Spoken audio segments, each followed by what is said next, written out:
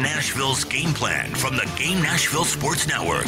I'm Connor Newt with your Nashville's local game plan, brought to you by Tennessee Donor Services. One organ donor can save up to 8 lives. Register at donatelifetn.org. Need plans this 4th of July? Celebrate big Mount Juliet at the Citizens of Mount Juliet 4th of July fireworks blast at Circle P Ranch on Saturday, July 4th. Gates open at 7 p.m. with bounce houses from 7 to 8:30, food trucks, family activities, and Mount Juliet's largest fireworks show at 9 p.m. Your sports live here. We are the Game Nashville Sports Network.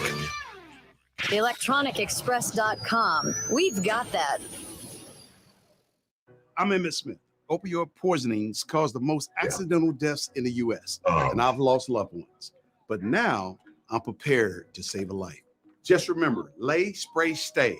Lay the person on their back, use Narcan nasal spray, dial 911, and stay with the person until help arrives. Continue to administer additional doses as needed. And opioid poisoning can happen to anyone, anywhere, anytime. Always be ready to rescue. Learn more at readytorescue.com. You know what's going to happen, and when your car needs service or repair, remember Mitchell's Mr. Transmission on Gallatin Road, just north of Briley Parkway. At Mitchell's Mr. Transmission, expert technicians go beyond transmissions handling alignment, brakes, suspension systems, and even that stubborn check engine light. Take the guesswork out with a free performance check and honest recommendations, all protected by a nationwide warranty. Mitchell's Mr. Transmission, keeping Tennessee road ready season after season. Mitchell's Mr. Transmission on Gallatin Road, just north of Briley Parkway. The world's biggest soccer tournament deserves the ultimate watch party. Catch every 2026 World Cup match at Social Cantina in Germantown, where every game comes with tacos, margaritas, and unbeatable vibes. Sip on a Humano margarita and score a keepsake soccer ball cup for just $13 during the tournament. Plus, enjoy daily food and drink specials, prize giveaways, and all the action on the big screens. Grab your crew and cheer on your favorite team at Social Cantina, right next to First Horizon Park. It's Family Leisure's 4th of July sale. Above ground pools starting at only $19.99. 24-foot pools are only $29.99. Guaranteed installation in less than 7 days. Wow, that's fast. Family Leisure's 4th of July sale has big savings on patio furniture from all the big brand names like Berlin Gardens, Three Palms, Woodard, and Tropitone. Hundreds of Chase lounges at buy one, get one at half price. It's Family Leisure's 4th of July sale going on now at both huge locations, Franklin and Antioch. Uncover the magic of the American West at Buffalo Bill Center, Cody, Wyoming's Smithsonian affiliate. A unique Yellowstone experience. 5 family-focused museums with authentic Western experiences, wildlife, and art. Ready for the adventure? Plan your trip now at centerofthewest.org. Your sports live here. WBUZ HD3 Laverne. All around the world on the Game Nashville app. We are the Game Nashville Sports Network, ESPN 94.9, The Fan, a Cromwell media station. 35 years of the best sports talk in Nashville.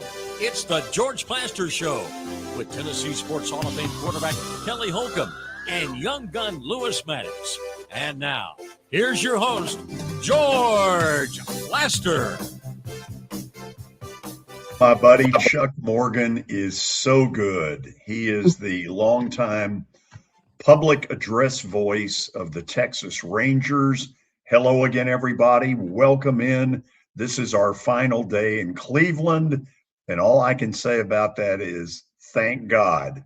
I'll be back tomorrow, and I am looking forward to getting back. Let's start the proceedings in Murfreesboro. Oh, wait a minute. I don't know if Kelly's with us today or not. I don't think he is. Oh, yes, he is. There he is. Hello, Kelly. Hold on. We're not hearing. All right. Are you having an elderly moment, George? Why would I not be here? No, I'm trying to protect young Lewis up in the left corner. Our replacement for Parker Kelly is here, and that would be in the left-hand corner of the screen for those of you who are watching. Lewis Maddox. First of all, Kelly, say hello. What's up, Lewis? How you doing? Doing great, Kelly. How are you? I'm good, man. So I see you got another Slappy George. Hey, he's a former Plaster intern. Only Slappy is fair. Slappy is fair. It's the first day. No, I'm the only one that can talk that way about a Plaster intern. Lewis, George, and they're ready for you to be out of Cleveland as well. I promise you. I am so ready to be out of here. Nothing against Cleveland. There's nothing to do. If the Guardians, there's a lot to do. You just got to go out and do it. Yeah, you're right. Okay, Lewis, give us 30 seconds of your biography. Well, I'm from Columbia, Tennessee. I used to intern for you, George, when I was a student at MTSU, covering MTSU football and some other athletics. I've been with the Vol Network for the past 2 years and also with the Sports Animal as I've been at Tennessee for the past 2 years. I started in radio when I was 15 in Columbia, where I played football and covered football and pretty much every sport in Columbia. So started that in 2019 and met George in 2022, I believe, or late 2021. And I haven't been able to shake him since then. But yeah, play-by-play is my thing. So George is a great mentor there, and I'm very blessed and grateful to be with you guys for the foreseeable future here. Nice brown nose. Here comes another brown nose.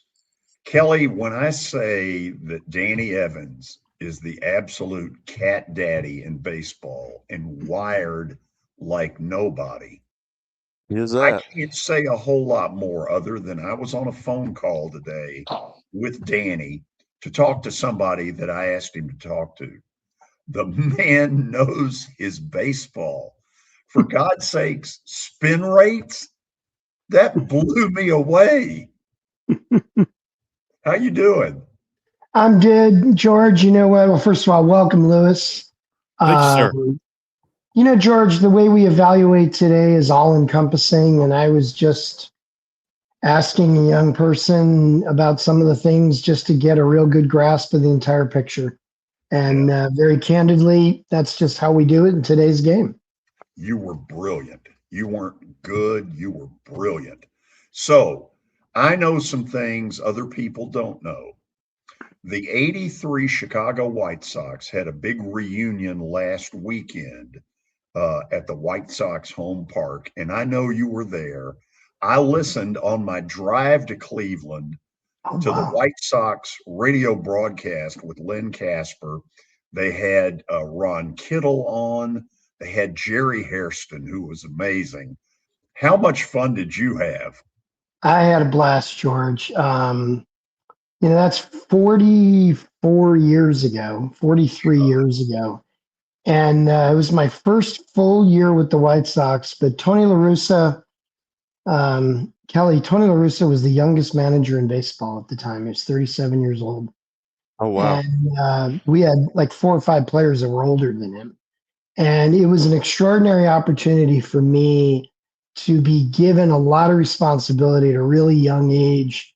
And I just ran with it. And I have never been around a better group of people. And George, I'll tell you what, Kathy and I had such a blast Friday through Sunday. The relationships are still existing. I'm glad you heard Hairston. Jerry is one of my favorite guys. I love him. And it was great to just hang out with people that I hung out every day with for 9 months out of the year. And some of those people I worked with later on in my career, it was just really magical. We had a hell of a team. We had the best record in baseball that year, and we did some really fun things.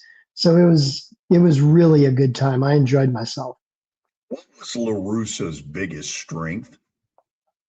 His ability to prepare the team and communicate with the squad. It was really ridiculously good. And it was good at an early age. He also, George, delegated to the best coaching staff I have ever been a part of. He had Charlie Lau as a hitting coach, Dave Duncan as a pitching coach, Jim Leland at third base, Eddie Brinkman at first, and Dave Nelson as our base running coach. I have never been around a better group of coaches who he just turned loose and didn't micromanage. I told him the other day, I pulled him aside, gave him a big hug. We have been so tight for so long. And I just said, you know, Tony, without you, I never have the career I have, and I will never be able to repay you.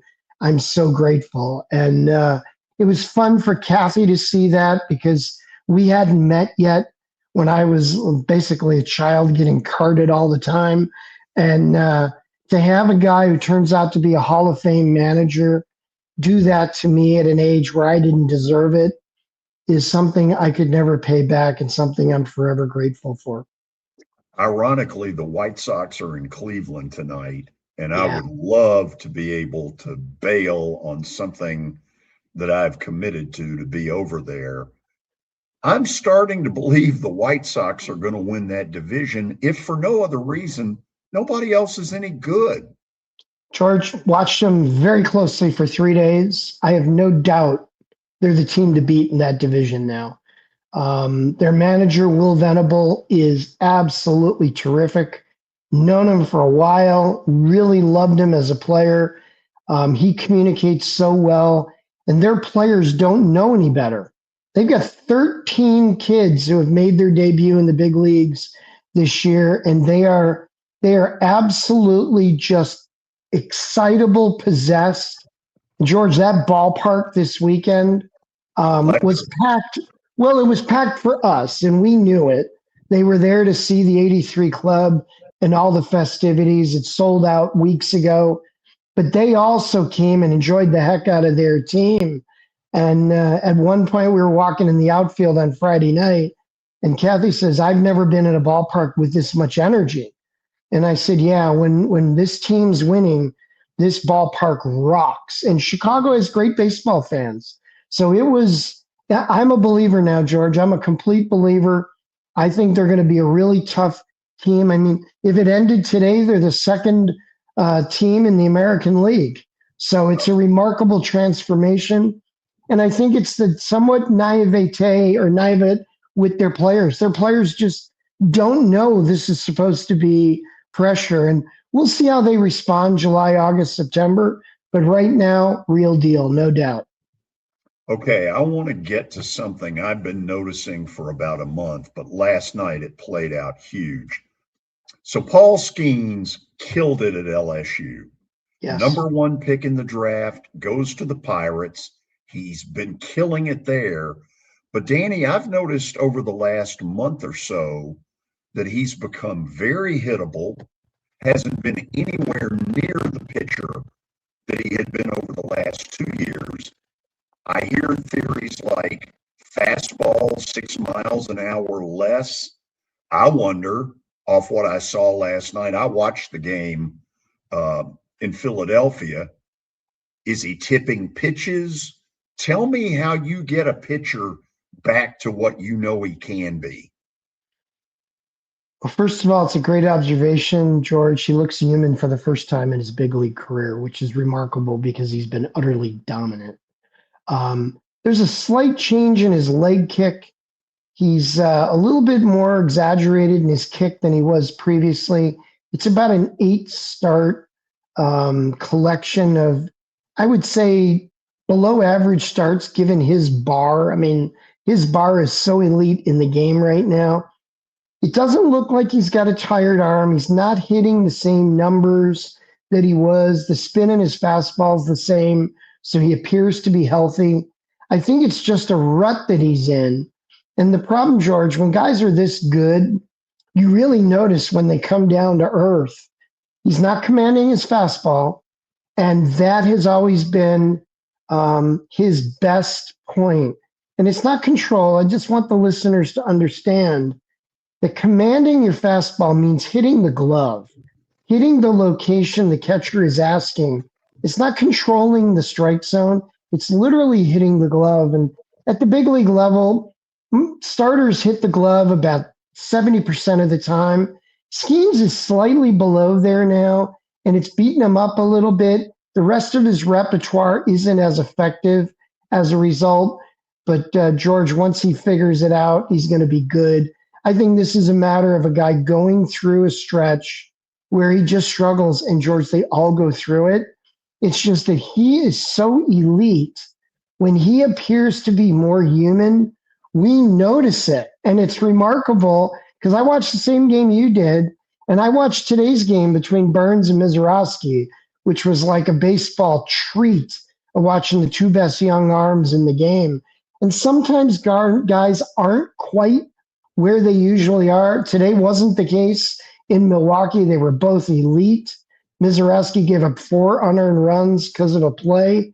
But otherwise, I mean, you're looking at great guys that suddenly are just average once in a while. And when that happens, George, candidly, I think we all overreact. I think you're probably right. Give me a quick Braves update. What are you hearing they're sniffing around on in the starting pitcher world? Well, first of all, George, if they have their rear view mirror working, they see the Phillies in the rear view mirror. They sure do. 2.5 games out. And Kelly, it's a heck of a lot easier to be the chaser instead of being the chasee.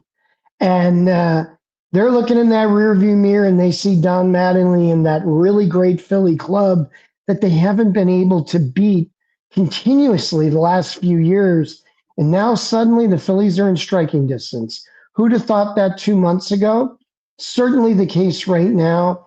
I think, George, what's going on here too, there's only about 9 teams that are really out of it. There's about 21 teams that are in the race. And when I say in the race, it's like 7 games out of a spot or less, because in a week, you can make up 3 games and suddenly be in the heart of it again. I think what we're seeing is the price of pitching is going up daily simply because there isn't very much pitching available. So I think if Alex wants to make a move, George, he's going to have to make it when the prices are high. There's definite inflation on July 2nd. All it's going to do is go up all the way through August 3rd. Kirsten Waldrop makes his starting debut tonight, and that may have a little bit to do with where they're going from here. Danny, we're going to go to the first break. I'll tell listeners we will take your phone calls starting around 3:40. Kelly Holcomb after the break, who always asks terrific questions of Danny. No pressure on you, Lewis, but don't screw it up. I've got a couple. Okay, we'll find out when we come back on the George Plaster Show. When I got my first car, my dad told me, keep the gas tank full and my number on speed dial. Now parents are telling their kids, save 615-242-9000 just in case. I'm Blair Durham. If you or someone you love is in a wreck, call us. We're here to get you the money you deserve. If you're looking, it's easy to say good things about the folks at Strike and Spare Family Fun Centers. Number one, I trust them with something that's near and dear to me, the Plaster and Friends Celebrity Bowling Night. But more importantly, I see the fun people have. They enjoy the bowling, they enjoy the camaraderie, and you will too. Come by any of their locations and get ready to have some fun. At Wilson Bank and Trust, we believe you shouldn't have to choose between personal service and digital solutions. As your local independent bank, we're proud to offer the relationships and trusted service you expect, along with the tools and technology that keep you moving forward. So whether you're growing a business, buying a home, or planning for the future, we're here to help. Because this isn't just where we work, it's where we live too. Wilson Bank and Trust, here to get you there. Member FDIC. Are you looking for expert medical care in Nashville without leaving your home? Medical House Calls brings concierge-level health care directly to your door. Whether you need urgent attention, ongoing primary care, revitalizing IV therapy, or medically guided weight loss, our experienced providers are just a phone call away at 615-838-2375 or go online, medicalhousecalls.com. If you are struggling with back pain, neck pain, or stubborn nerve pain that hasn't responded to the usual medications or injections, listen closely. At the Dr. Gill Center, we help patients discover why they hurt and how to find relief without surgery. We are Middle Tennessee's leaders in back pain treatment and non-surgical spinal decompression, a gentle advanced technology designed to reduce pressure on the spine, restore space between discs, and help the body heal naturally. Our patients aren't just looking for another temporary fix. They want expertise. They want options they haven't been offered. They want a team that actually listens. And that's exactly what you'll find at the Dr. Gill Center. If you've been told there's nothing else to try or surgery is next, it's time for a different approach. Call 615-882-4838 or visit callmepainfree.com to schedule a comprehensive evaluation and see if non-surgical spinal decompression is right for you. Make 2026 the year you get out of pain. Call 615-882-4838 today.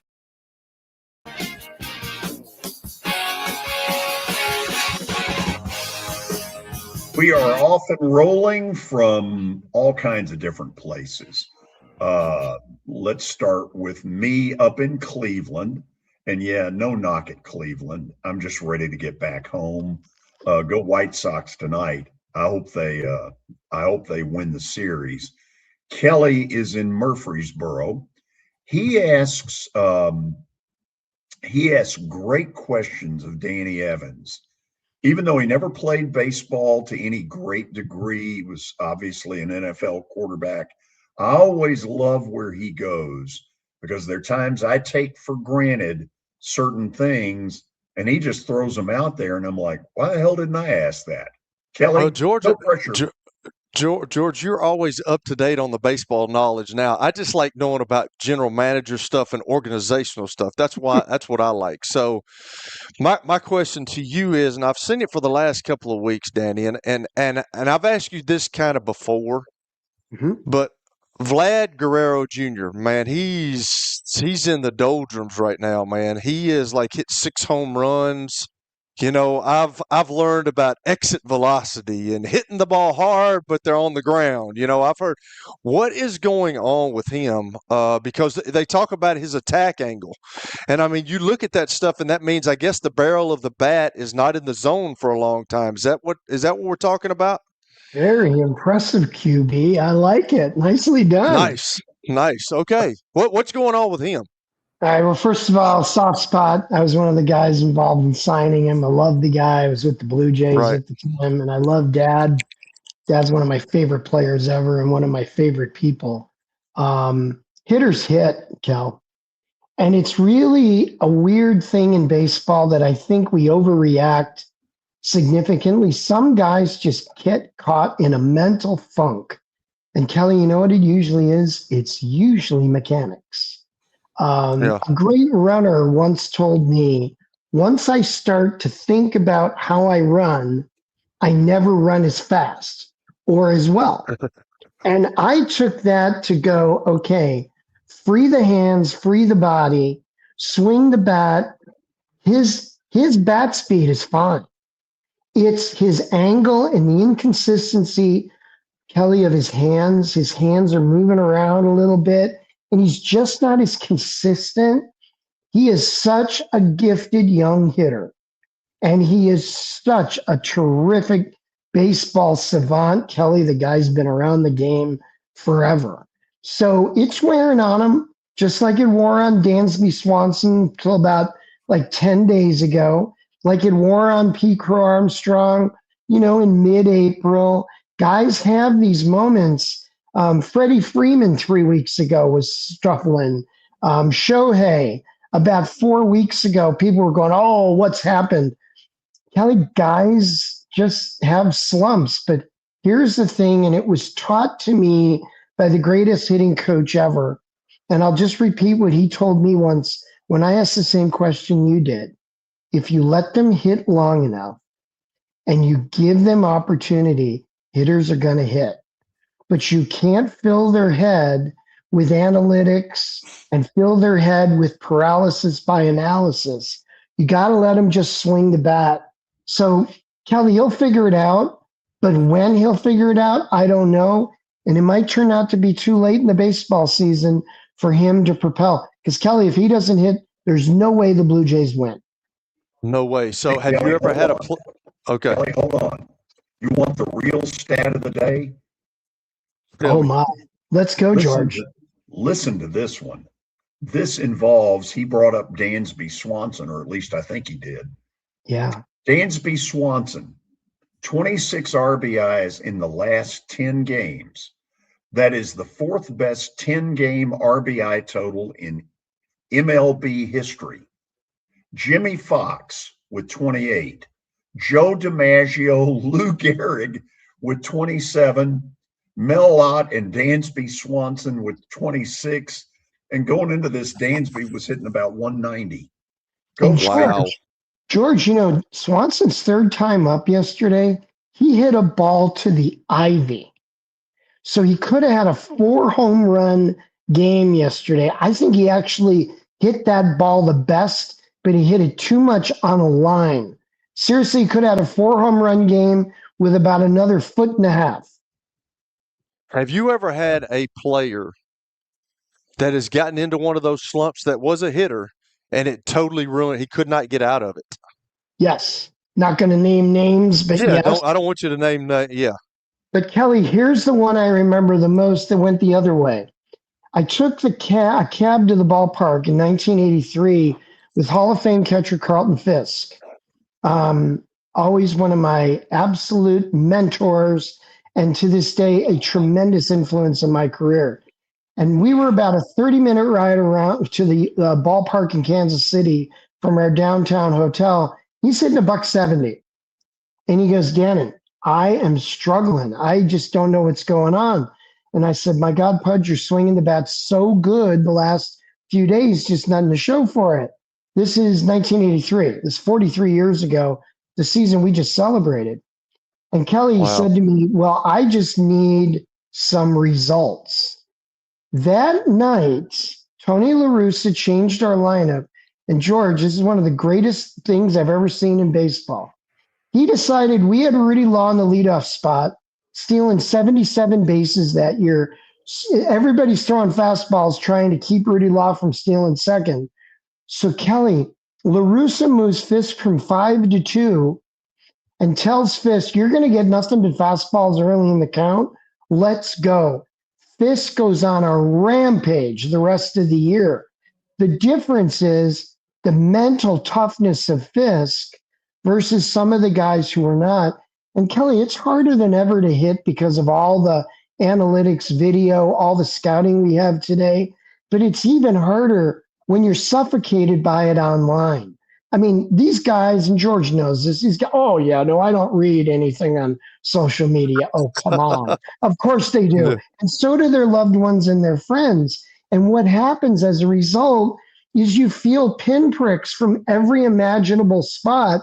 And then, as Robin Ventura said to me once, you go up and the scoreboard's always bigger and brighter with your 0 for 28. And what happens, Kelly, seriously, is you grip the bat tighter, you lose your swing. And Kelly, here's where fans don't know it. Great hitting coaches aren't great hitting coaches because of their mechanics. It's because of their ability to calm and communicate and right the ship up here. Without that, Harold Baines was saying the other day that Charlie Lau was great, but he was better to put him in the right perspective than he was mechanically.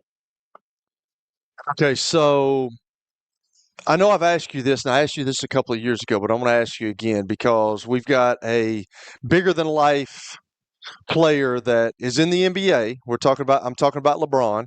You bet.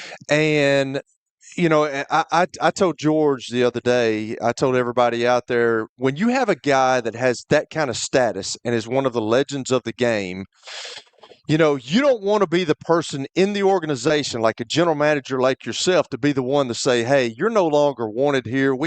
How does that work, Danny? When you have a guy of that status, like, how does that work? I know that as an organization, you have to get all your people that you trust in a room and say, how do we deal with this? Because if he doesn't want to leave, we know his skills have diminished, but he doesn't want to leave. What are we going to do? Because we can't get rid of him. It becomes a deal where organizations cannot get rid of people because their status is too much, and you don't want to be the bad guy. So how do you handle that, Danny? What Kelly, a great question. Phenomenal question. I've dealt with it a few times, and when those guys are larger than life, it is absolutely unmanageable. I mean, and here's where your communication skills and your relationship with the player, but also your relationship with the media is most tested. I had it with Frank Thomas. I had it with Carlton Fisk. I had it with Michael Jordan. I had it with some, guys that were just phenomenal. Tom Seaver. I had it with some really phenomenal players. And he did them a favor saying he was going to walk away from them. And Kelly, to be honest with you, I am a Golden State Warriors Steph Curry maniac. I mean, I love Steve Kerr. Steve Kerr I've known for 30 plus years. I love him. I love Steph. I'd love to see him on the Warriors. But here's the problem. When you're a personnel guy and the person is an icon in the city and with the franchise, no matter what you say, you are the enemy. You are the problem. And you've been there, you've seen it with the guys who are your teammates. No matter what you say, it's not good. So what you have to do is you have to do it right. And Kelly, if I could, and George, we are time-wise for a moment. Good. So Eric Karros is a great example for me. Eric Karros, one of the most professional, outstanding guys I've ever been around. Oh my God, I love EK. Well, Eric was on the tail end of his big league career, Kelly. An LA native, a UCLA grad, and the Dodgers' all-time home run leader, an icon in Los Angeles. And he's not the same player. Eric and I went and played golf one day and we talked it out. And we ended up trading him later in the offseason. And the way we handled it was, yes, diminishing skills, but not diminishing character. So I sent him to a team where he could win one more time. I sent him to the Cubs. They actually, played in the postseason. But I also asked him, Kelly, where would you want to go? And he said, I'd love to go somewhere that's a good city, a chance to win. And I said, well, let's you and I talk about it throughout this process. When we had the press conference, he came to the press conference and he told everybody we confronted this head on. Now, Eric Karros now is a great broadcaster. His son's playing in the big leagues for the Rocks. And what's really great is EK and I still have a good relationship, and neither of us ever were the villain in Los Angeles. He walked away at the top of the peak, and he's still there, and I didn't get manhandled by the media or the fans because I handled it the right way. But that's because a mentor showed me the right way to how to handle it. Well, that's pretty cool. So my last one here, we're going to have a little bit of fun with old George. Because old George has been running his mouth the last couple of days about this radar gun stuff. And George does not believe the radar guns. He says people are over-embellishing the Mizorowski kid. Like, I know he can throw hard. And the whole thing is, we talked about the other day, like, I understand that guys are throwing harder nowadays, but how long can you keep that up? But George is like, he doesn't know if he believes the radar gun. So I want to know your thoughts on that. Can I at least interject? Let's go, George. Go ahead, George. Okay. Go ahead. When I hear that he threw 35 pitches at 105, I'm calling BS. The only pitcher I've ever seen that I believed was hitting 104 was a healthy, very rested Aroldis Chapman. Not Nolan Ryan? He was close. Okay. So my answer to that, guys, is this. The technology is so precise today compared to 15, 20 years ago. Now, for those of you who didn't see today, Mizorowski had 103.8. He had 20 swings and misses or check swings. He was filthy good today. He's going to lose the game, but he was pretty darn good. Kelly, the measuring sticks we use today are laser-centric, and we measure now from any point that the ball has been released, whereas the old radar guns picked it up about 8 miles an hour from 8 feet from home plate. So that 52-foot gap was never reading it, and velocities decline. Gravity, it's called seam shift wake. We're going to get really technical here, but the air slows the ball down a little bit. I think we're throwing a little bit harder, but I think what the difference is, Kelly, is today's kid is told max out every pitch. Whereas in yesteryear, 5 years ago maybe, people were said, hey, save yourself. You're going to need those pitches in the 7th and 8th inning. So they empty out the gas tank. They're going, instead of going 0 to 60 with fluctuation, they go 260 and stay 60. Kelly, the difference is that max output gives you fewer bullets, fewer pitches. What we're doing is we're reading the pitches differently. And I think they're ever so slightly harder, but they're picked up at a different point than they were. The subsequent change, I think, has a lot to do with the velocity difference. Lewis, I hope you picked up on George has a strong opinion equals with Kelly. He's running his mouth. I love it. Right, yeah. Hey, Kelly, I'm the same way. I would have poked fun at him too. Don't try You to got say it, brother. But Lewis, he did drop a good name. Chapman's as good. I saw Chapman in Cuba 25 years ago and went, you've got to be kidding me. This is the hardest I've ever seen. And subsequently, he's one of the best I've ever seen. But when you see velo like that, you just know it's different. So there's Lewis, no reason that pressure George on should. You don't screw it up. Oh, okay. Well, here, Danny, I've got kind of a double-sided one for you. Obviously, you've seen a ton of baseball.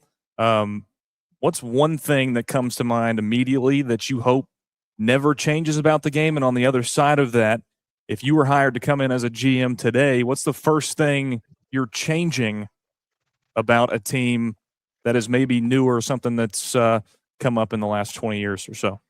Okay. Lewis, if I took a team today and I led a team, I would start with the very culture of the team, the clubhouse, the way the process is done, but the culture of the team is so important before you ever play a game. Kelly can tell you the coaching staffs and teams that went about it the right way were better suited to win week 1 or week 18. You just have a better culture about your group. The other thing, Lewis, that I would do is I'd be really, really careful to make sure that my best players had great character. Because when your best players don't, your team can't. And your other question, you asked a really good element of it. I thought, what would be the first thing I would do on the field? What I would try to do is get guys who love to play the game because it's a grind. We play, 8 straight months and it's not easy. And guys who love to play the game tend to make those downtimes a whole lot more fun. I also think, Lewis, and here's my biggest challenge, I'm really tech-centric, but also the part of the game that we can never lose is the informality of the game and the timing of the game. But if I could change anything, Lewis, and you're going to laugh, and I think the listeners will identify, I love being able to eat popcorn at a ballpark like I did the other day, spill it, it goes on the floor, and nobody gives a damn. There you go. I was sitting next to me, was doing peanuts. They're all over the ground. Nobody cared. I love where you can go somewhere where you can drink a beer, Diet Coke, eat, watch the ball game, scream and yell, have a great time. And when I was in the ballpark Friday night, I said to Kathy, I said, and you wonder why I love this game so much. I said, you get away with stuff sitting in the stands, Lewis, that you can't get away with at your best friend's house. No. MLB Stadium, a lot more inviting than the best friend's house, apparently, yeah. No question. So, Danny, I put out a tweet Sunday. I just walked into Progressive Field and I put a picture up of it. And I said, being in a major league ballpark is one of life's great pleasures. No question. And that's the way I feel. And yeah, and Kelly probably hits you too. I love the minor leagues. I love the college game. I love the high school game. But when I walk in a big league ballpark, it's the top rung of the sport that I love and the sport that I've been working in since I was 20 years old. And when we walked in, it was really cool, guys. I'll share this with you. We okay, George? We got a minute here. We all right? Yep, do it. We walked in, we had a sellout crowd and a sellout pregame in an area where there's about 4,000 people waiting for our bus to show up and then celebrate this incredible season together. And it's like our core fans. And Kathy said to me, wow, there is a buzz here. And I said, yeah, and it's here at this ballpark whenever this team is playing well. So in about the fourth inning, we went to go visit a friend of mine out in the outfield who's been working there for 45 years. And she goes, oh my God, that buzz we felt when we came in, it's even more here. And I said, Kathy, it's unlike any other sports environment. A ballpark, there's conversations going on everywhere, and then the play, and then you go back to the conversation. And an outdoor ballpark on a nice night, oh my, I mean, I was absolutely in my element Friday, Saturday, and Sunday. And George, you get it, Kelly gets it, and I know Lewis gets it. When you're in a sports environment that's rocking, it is just the place to be at that moment. There's nothing like it. Madison Square Garden for the Knicks. Oh my God, unbelievable. Let's do this. We're going to open up the phone lines for your questions for Danny at 615-759-9949. Again, 615-759-9949. We'll get your calls next. And by the way, for that matter, your text questions. Send them. I'll read them. Danny will answer them on the George Plaster Show. When I got my first car, my dad told me, keep the gas tank full and my number on speed dial. Now parents are telling their kids, save 615-242-9000 just in case. I'm Blair Durham. If you or someone you love is in a wreck, call us. We're here to get you the money you deserve. It's jazz, improvised and unpredictable. It's rock. The crowd explodes like a guitar through a wall of amps. It's rap, fast, sharp, all rhythm and timing. It's country, nothing but 3 outs and the truth. Do you believe me now? Look, no matter what music you're into, the hottest track in town, Nashville Sounds Baseball. Welcome to his city. Sports and Social at Green Hills Mall is the new home for our Football Night in Nashville promotion. Their food is terrific. Their TV setup looks like a racing sports book in Vegas. And if you're a sports fan, you can't beat it. Starting September the 4th, we'll broadcast from Sports and Social every Thursday night. There's Pop-A-Shot, great football, and the chance to win a beautiful Mikey's Motors golf cart. See you at Sports and Social in Green Hills Mall. You've heard me talk about the putting zone. Well, guess what? It's now open, and it offers a revolutionary indoor golf experience featuring state-of-the-art putting surfaces designed to replicate real-world course conditions. It allows players of all skill levels to practice, compete in tournaments, and connect year-round. Go by and see them at 3040 Sidco Drive and tell them Plaz sent you. And that's what he'll do in Congress. No to biological boys playing girl sports. No to communist China buying our farmland. And no to criminal illegals invading our state. Because with Johnny Garrett, what you see is what you get. It's time to bring more Tennessee to D.C. Send Trump conservative Johnny Garrett to Congress. I'm Johnny Garrett, candidate for Congress, and I approve this message. Paid for by Johnny Garrett for Congress. You've heard me talk about the putting zone. Well, guess what? It's now open, and it offers a revolutionary indoor golf experience featuring state-of-the-art putting surfaces designed to replicate real-world course conditions. It allows players of all skill levels to practice, compete in tournaments, and connect year-round. Go by and see them at 3040 Sidco Drive and tell them Plaz sent you. It's the George Plaster Show. Your sports live here on 94.9 The Fan.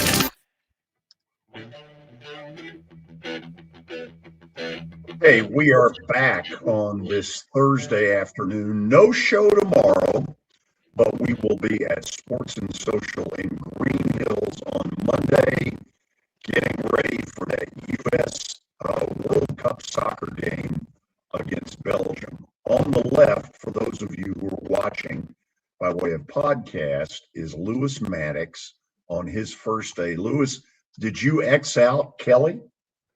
Kelly is, I think, taking a trip to the restroom, so we'll add him back when he sits back in his chair. Well, that's more info than we needed. Frank and Smyrna, get us started. Oh, for crying out loud! I gotta lead off after that. Kelly, what are we doing, bro? Come on, man. What is he doing? Priorities. What is he doing? Do that on your time. Yeah, for sure. Anyway, we're going to just quickly move on. Danny, couple of things. First of all, signs of life in Atlanta last night. Reynaldo Lopez, he was excellent after the first inning, and that bullpen was really good. I mean, if you're going to beat the Braves, teams have figured out, I believe, how to beat them, and that's you got to do it in the early innings because getting to the seventh inning and that bullpen is just lights out. They hit last night. Okay, I'm guardedly optimistic. Maybe they're about to bust out of their slump. You know, getting Hurst and Walker back, that's going to help. That's going to help. And I'm hearing good things about A.J. Smith-Shawver. And, you know, so reasons to be optimistic in Atlanta. Two other things I want to ask about. Number one, I happened to see the video, I think it may have gone viral, of former White Sox shortstop Scott Fletcher giving his daughter a gift. And his daughter, you know, I'm sure you know her, is a broadcaster for the White Sox. She does a great job. And, you know, I couldn't help but it kind of got to me a bit seeing her get emotional on TV there. That was really cool. I know you. I'm sure you have seen the video. You may have been standing there watching. Who knows? I wanted your comments on that. The other thing I wanted to ask you about Wilson Contreras from the Red Sox. He's a lot going on with him lately. You know, you don't see a lot of players getting kicked out of three. I believe it was 3 straight games like he did, and I understand, you know, the family issues and everything and what's going on in Venezuela. And it's certainly just really sad to say the least about it. But I just want to get your comments on all those things. And it's always good to talk to you, by the way. Thanks, Frank. Your Bravos are going to be fine. We've talked about it. Once they get these guys back, as long as they tread water, they're going to be fine. The 4 scoreless innings by 4 relievers was big last night. Yeah. I don't think they allowed a base runner in their 4 innings. That was pretty remarkable. And I know they didn't walk anybody all night. Scotty Fletcher, one of my longest standing baseball friends. I ever get a job in baseball again, Scotty's going to work with me. I love him. I remember the day Brick was born, when Angie and Scotty had their first child. So Brooke for me is, you know, candidly always going to be somebody I marvel at because she's Angie and Scotty's offspring and she does a phenomenal job. George, she was the first color analyst that happened to be a woman in White Sox history on the TV a couple weeks ago. And I listened to some of it. She did a great job. She did. I saw some of it. I didn't know who she was. Yeah, she's pretty good. She's really good, and she's married to Jake Cronenworth of the Pods, the second baseman. Oh, wow. Yeah, so yeah, that family is all sorts of lineage. It's really fun. Good questions, Frank. Eric on line 2, I know wants to talk Cincinnati Reds. Eric, you got to win inside the division.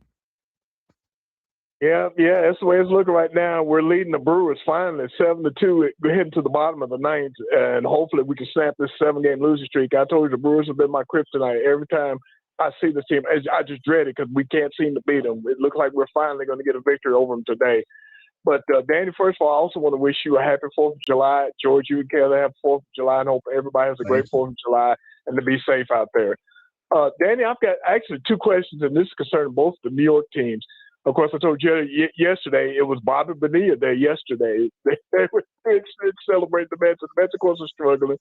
I've heard that, of course, with all that money Juan Soto's getting, he's, of course, been hurt and out of the lineup with injuries. And I've also heard rumors that he's not getting along with his teammates in New York. He's got the big, huge contract, but things are not going well for him.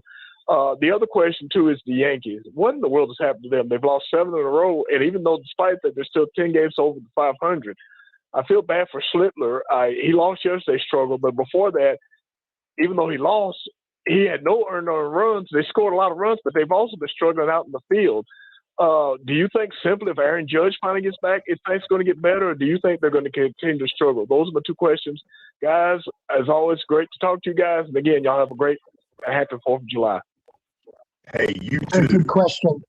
Eric, thank you for the kind words. Eric, I think today's win by the Reds is the kind of win that puts you on a winning streak. You just went against the best pitcher in the National League and beat him, took advantage of an error and got 4 unearned runs off of it, unearned runs. To me, this is the type of win that propels you in a winning streak, especially on the road. It's a bonding experience. Secondly, the Yanks don't have currently, and haven't for a while, one of the greatest hitters in the game, and their captain, Aaron Judge. They've sputtered. They haven't played well. But you know what? Who would, losing a guy like him? I think what you have in the Yankees are still one of the best teams in the game, but they are not the same without him. Schlitter against Skubal was a really fun game to watch. But I think, honestly, what you're seeing is just a team come down to earth. When it comes to the Mets, they're in disarray, complete disarray. I don't think Soto personally is the kind of guy you build a team around. I think he's a great 2nd or 3rd best player. He hasn't shown the capability with 2 different teams of being that guy. Jury's still out for me. I keep doing it this way. I've got 4 people on the line, and I want to get to all of you. So I'm going to ask you, give me one great question. He'll give you one great answer. John in Jackson, Tennessee. Get us going. Hey, Dan. I am very convinced that Jacob Mizorowski might be considered one of the best pitchers in the league today. And I am just very mind blown on how this guy can just rip the ball at an incredible speed each and every time. I mean, a couple games ago, back in May, he was just ripping ball 100 miles per hour after 100 miles per hour. And it's not just 100 flat, it's in the 105s, 104s. If there's not a person who's considered Cy Young yet, I don't know who would be. And I just want to ask you, how accurate are these pitches' speeds? And if they're not, what is the estimated amount of speed this guy's pitching at? And do you think this guy is an automatic Cy Young winner for this year's league or this year's season? Good question. Okay, good Jackson, stuff. Tennessee. The Generals, real good Mexican restaurant down the street, Georgie. Mizorowski has a golden arm, but it's not his velocity. It's his spin on his fastball and his breaking ball that makes him unhittable and causes all the strikeouts. He combines elite velocity and elite spin. Cy Young, I would say leader right now, but on July 2nd, a lot of awards are handed out. You don't hand them out till October. Let's see where he is 3 months from now. Tony in Paris, Tennessee. Give me one great question for Danny. Can I ask 2 if I just go straight to the questions? Go. All right. The first is, thanks, George. Why are the Orioles giving O'Neill such a long leash to get going? He's batting like 175 or something. And the other one is, when it comes to the Hall of Fame, it seems like there's no rhyme or reason on who gets in.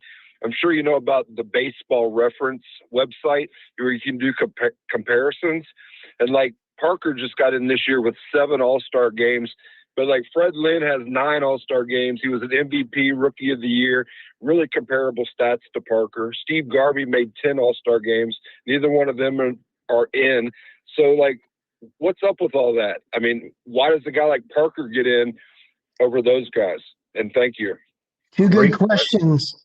First of all, O'Neill, they're letting him swing it because they know he can hit.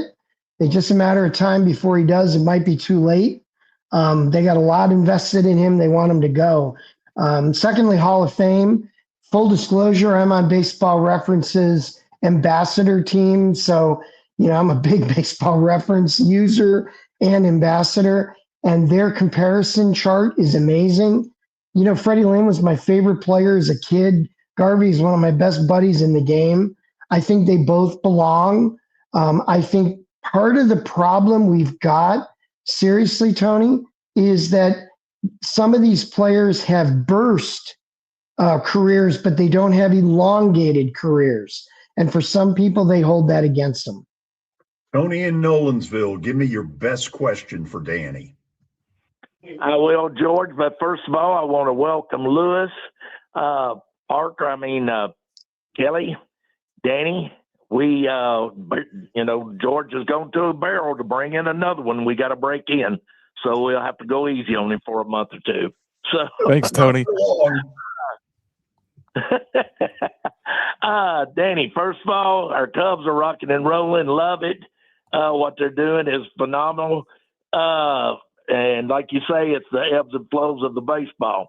But I do have a super good question for you, Danny. In baseball, they call it the Traject video pitching simulator machine. How pitchers do it, batters. How would Shohei Ohtani do batting against Shohei Ohtani pitching? And George, I'm in Eastern Kentucky. Can I stay on the line and listen to the answer? I don't have control of it, but the board op does, and I know he will comply with your wishes. So the track is really cool. The track it is video, and the ball comes out of where the video displays his hand. So Kelly, it's game video. It's absolutely incredible. Yeah. I saw it when it first came out, helped the guy out a little bit. Now it's just an elite piece of equipment. How would Shohei versus Shohei do? Heck, I don't know, but I'd pay to see that. He pitches tomorrow night against the Padres. That is much must-watch TV in the Walker Evans household. I got a question for you. Sure. So I've got Kenny from Old Hickory hanging, and I want to do it right. Would you stay for 5 minutes of the 4 o'clock hour? Sure, no problem. Get Kenny. Okay, I got 30 seconds before I end the hour. Is Ha-Seong Kim done? No, he just hasn't figured it out. George, a lot of guys, when they get hurt early in the year, they just never figure it out again. It's such a timing, repetition game. And it's not like football, basketball, hockey. Baseball's so different. And because of it, some guys just never get back to the surface. Before the year's over, he's going to contribute mightily to that team. Okay, hour number 1 is done. Kenny and Old Hickory, I need you to stick around because I'm going to take your phone call to start the 4 o'clock hour. Then we're going to do an update that'll get Lewis, who's new to all this, into the groove. You'll hear the Preds press conference from late yesterday afternoon. I'm fired up. This is the George Plaster Show. The director is back. Hello again, everybody. It's the George Plaster Show. Hope you'll join me, Kelly Holcomb, and Billy Derrick Monday through Friday on 94.9 The Fan from 3 to 5 p.m. Talk sports with the Plaz, the George Plaster Show. Weekday afternoons at 3 on 94.9 The Fan and the Game Nashville Sports Network.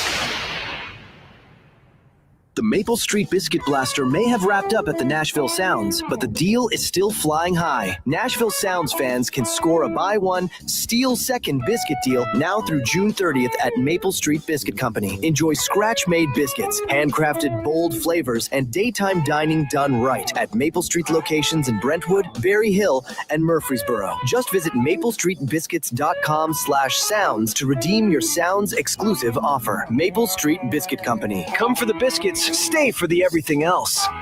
At DePauw University, curiosity has no limits. In the College of Liberal Arts and Sciences, students ask bold questions and connect big ideas that shape tomorrow. Discover how thinking can take you anywhere. Learn more at depaw.edu. Hey guys, Big Joe here for my friends over at Busy Bee. Listen, we're hiring. We're looking for experienced plumbers. If you've got 5 years plus in the trade, this could be your next big move. Earn $30 to $45 an hour plus commission. Joe, get back here. Where are you going? Hey man, I'm headed to Busy Bee. You also get paid vacation, holidays, health insurance, you name it, they'll give it to you. That's how great Busy Bee is. Bring your professionalism and positive attitude to Busy Bee HVAC. Visit busybeehvac.com. Call 775-7833. Make your Yellowstone area vacation unforgettable at the Buffalo Bill Center of the West in Cody, Wyoming. 5 family-friendly museums packed with wildlife, art, culture, and authentic Western experiences. Plan your adventure now at centerofthewest.org. It's Family Leisure's 4th of July sale. Above ground pools starting at only $19.99. 24-foot pools are only $29.99. Guaranteed installation in less than 7 days. Wow, that's fast. Family Leisure's 4th of July sale has big savings on patio furniture from all the big brand names like Berlin Gardens, Three Palms, Woodard, and Tropitone. Hundreds of Chase lounges at buy one, get one at half price. It's Family Leisure's 4th of July sale going on now at both huge locations, Franklin and Antioch. Nashville Sounds fans, score your Sounds exclusive BOGO biscuit deal through June 30th at maplestreetbiscuits.com/sounds.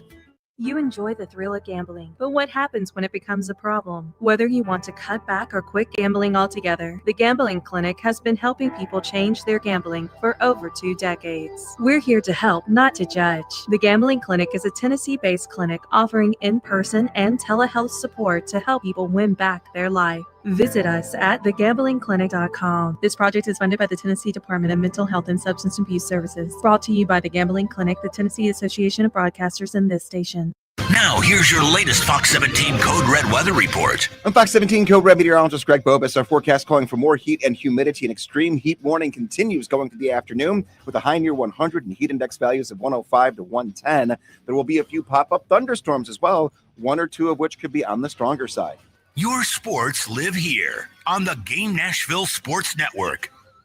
Believe it or not, the Nashville Scene's annual Burger Week is right around the corner. July 6th through 12th, our largest, most beloved food week of the year returns for 1 week only with 50-plus local restaurants offering $8 burger specials. Throughout the week, guests are encouraged to visit as many locations as their hearts and stomachs desire to try out their burger specials and vote for their favorites. Enjoy everything from classic smash burgers to one-of-a-kind creations you won't find anywhere else. For more information, check out SceneBurgerWeek.com and at Nash Food Weeks. Your sports live here. WBUZ HD3 Laverne. All around the world on the Game Nashville app. We are the Game Nashville Sports Network. ESPN 94.9. The Fan. It's the George Plaster Show. Your sports live here on 94.9 The Fan.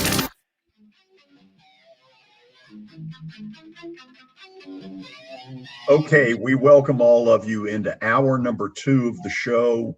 It'll be a little bit different, but it's going to be a lot of fun. We get a little bit of bonus coverage from Danny Evans, who I know needs to move quick. But I wanted to get Kenny in Old Hickory, who wanted to talk to Danny. Kenny, lay your best question on him. Well, how y'all doing today, George? We're good. Hope you're good.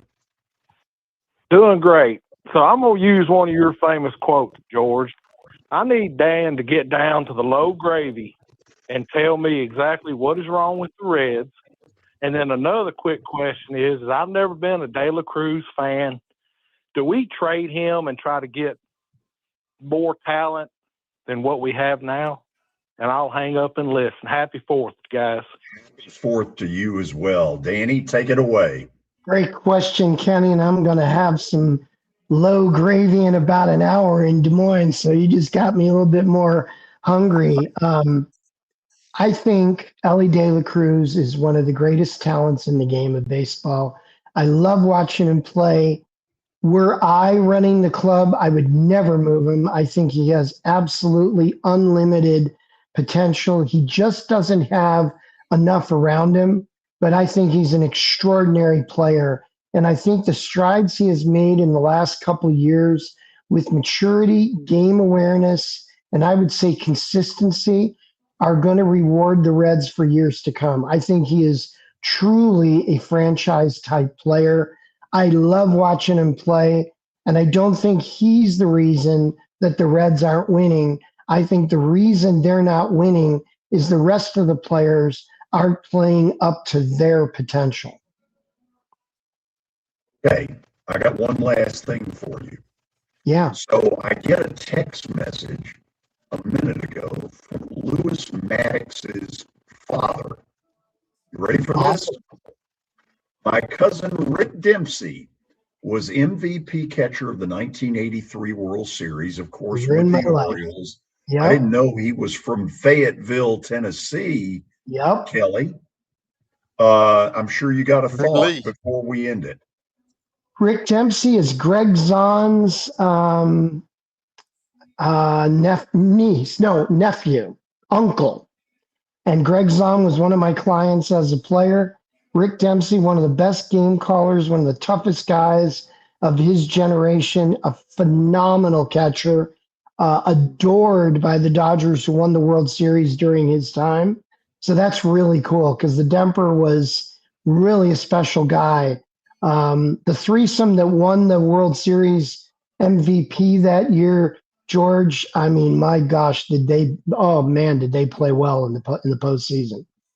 Danny, you are a good man. Thank you for putting up with this. How about all the phone calls? Oh, I love it. I love when the listeners call in, and I love their diversity and their questions. And you know what? I'm not always going to agree with you folks, but we're all going to have an opinion. Lewis, welcome to the program. We're going to have some fun with you. Danny, I appreciate it. It's been great. I'm excited. Kelly, you hitting them this week? I am hitting them. I'm going off next week. I've told George I am going to hit him a couple of times.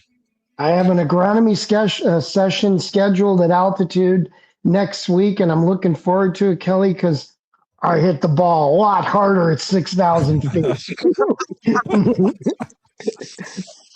Have a good weekend, Georgie. I hope you play well against the Metsies. Thank you. Happy 4th of July to you and Kathy. See you, Thank you guys and all the listeners. Bye, everybody. Okay, off to a great start with this. So normally the way we do this to start the hour is stat of the day. So Lewis, take it away. All right, guys. So the stat of the day today, which MLB franchise has the most losses in MLB history? Kelly, I love the question because I love the answer, and I hope it continues. And you know Ready? The answer. The Phillies. Nice, George. Yes, sir. Look at that. There you go. So, I love Don Mattingly. He was on, I think, the first minor league team I ever broadcast, which was the 80. He may have been 81. I don't remember. It was right in there. But I'm having bad dreams right now about him. And damn right, I see the Phillies in the rearview mirror. Thrilled that they lost today, and we move on from there. So, Kelly, I decided that we were going to do an update today because Lewis needs to know what he's getting into. I do. With this update. I kind of know a little how bit. You think Parker did?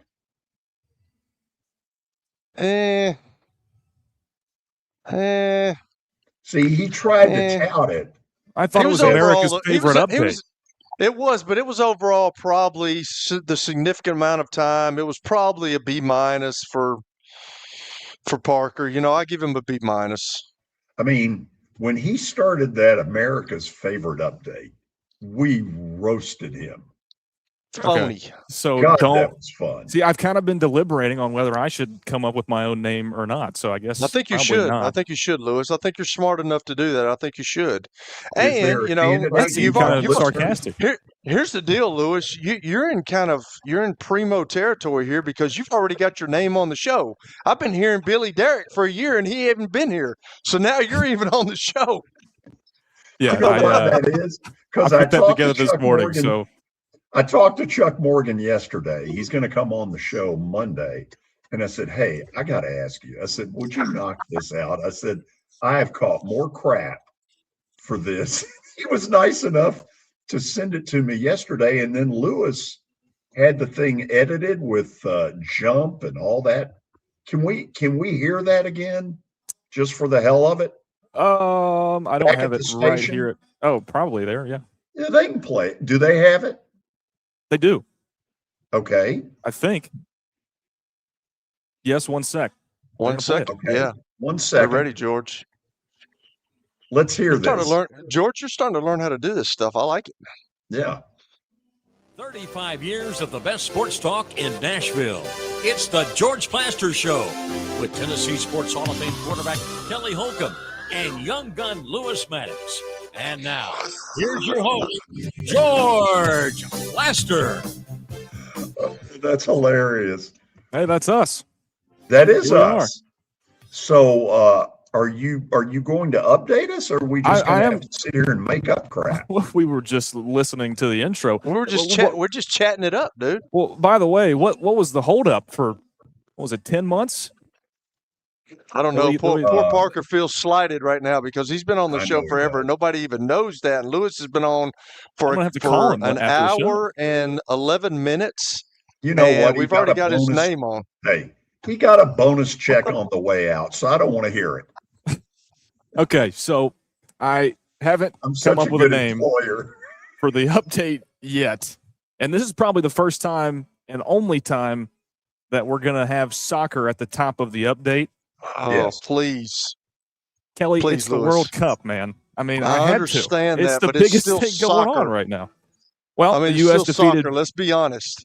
Bosnia and Herzegovina 2-0. They beat both of them. They did. Both territories, I guess.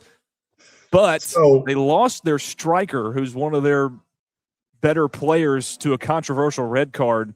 So kind of a major question as they play their round of 16 game against Belgium. Wait a minute. So he can't play in that game? See, I'm not sure. It's a little bit – I'm going to have to look into that a little more. But he got a red card, but apparently there's a question heading into the match against Belgium whether he can play. I don't know. I don't really – just like you, I don't keep up with soccer that much. It was a BS call. Look, I'm all for the red card if it's intentional, but there wasn't anything intentional about it. Like they red carded somebody earlier in the tournament that spit on somebody. Okay, that's intentional.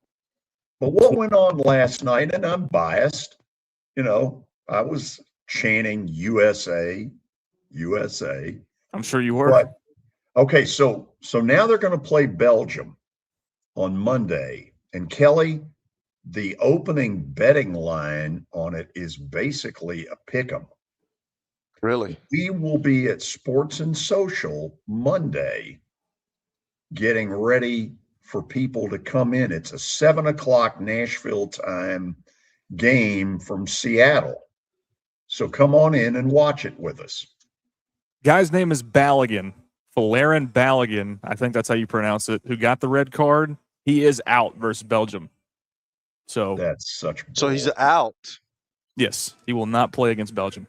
And That's I believe crazy. that's one of U.S.'s better players, one of their strikers. We'll move on to the NBA. Summer League starts this weekend, and they are testing a 1 free throw rule in Summer League. And the way this is going to work is you go up when you get fouled, you take 1 shot, and if you make that shot, you get the 2 points for both free throws. You don't have to shoot 2 free throws anymore. Apparently, it's supposed to reduce game length and improve the pace of the game. What do y'all think about that? I don't like it. I don't either. Why don't you like it? Well, because you know what? That's part of the game is dealing with the pressure. Your team's down by 2 with 4 seconds left. You got to hit 2 free throws. If all you got to hit is 1, no. I'm not into it. I agree, but we're trying to take pressure out of everything. Nobody can handle pressure anymore. That's what sports is about. Kelly, do you like Lewis's mustache?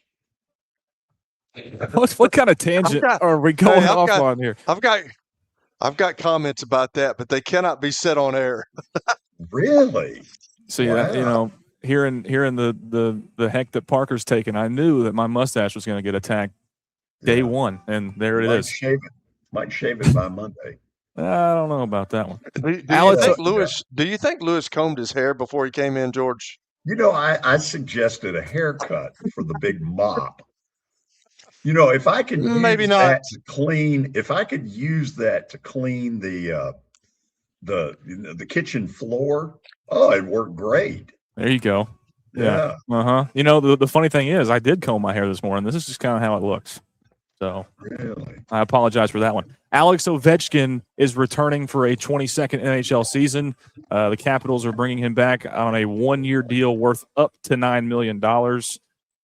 So one of the best hockey players of all time. The career is continuing for at least 1 more year in Washington. This is not a surprise.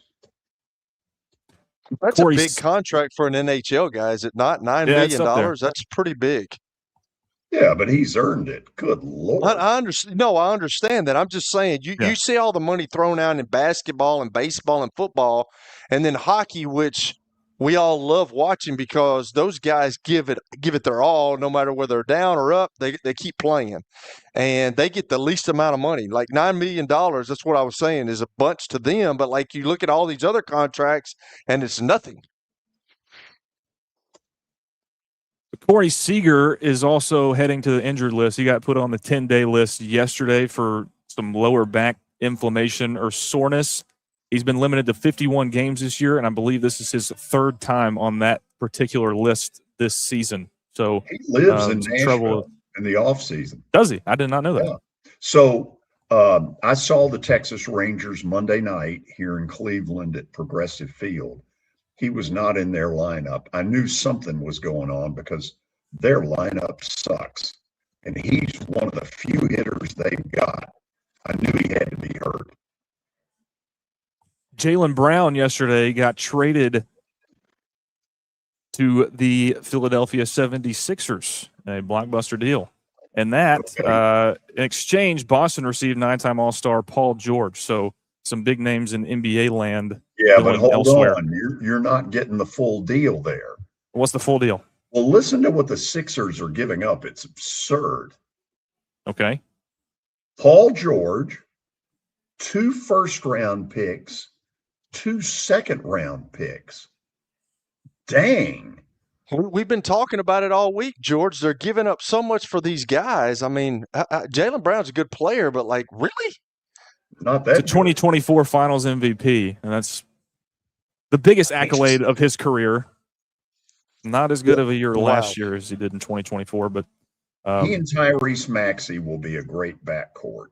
I agree. And the Celtics needed to get rid of Jaylen Brown, but the Celtics may have struck gold for the future with all those draft picks. That's a bunch. Yes. Some news out of Nashville: a former Titans scout was found guilty of murder from a incident that occurred February 25th, 2023. I won't go into too much detail, but Blaze Taylor was convicted yesterday of that, and life in prison for him. There's nothing to say. It's a pathetic story. Yeah, I saw that. Sure That's really sad, man. That's crazy. That's a crazy story. So is that your update? I've got one more. One more. Not really too huge of a deal, but JP Estrella, after Dusty May headed to the NBA, has decided that he's going to stay at Michigan. Transferred from Tennessee, went to Michigan. But Boynton, I guess, has taken over as the head coach or interim head coach, and apparently they have a pretty good relationship. So he's staying in Ann Arbor.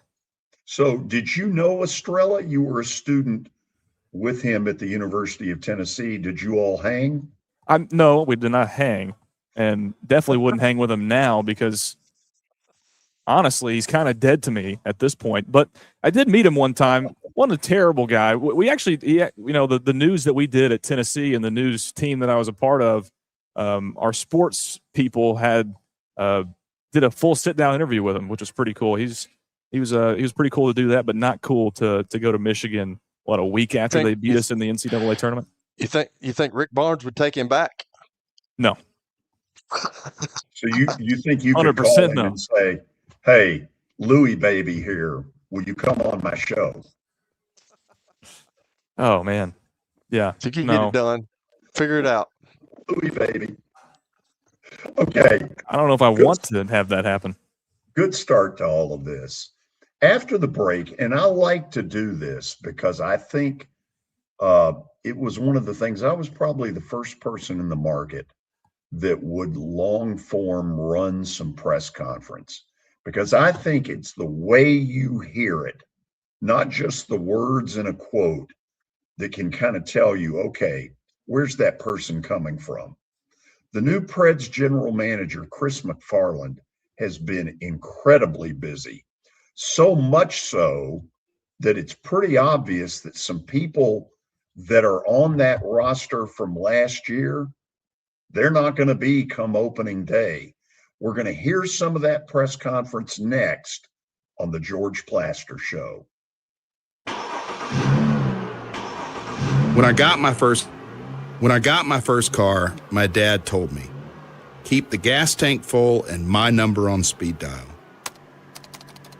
Now parents are telling their kids, save 615-242-9000 just in case. I'm Blair Durham. If you or someone you love is in a wreck, call us. We're here to get you the money you deserve.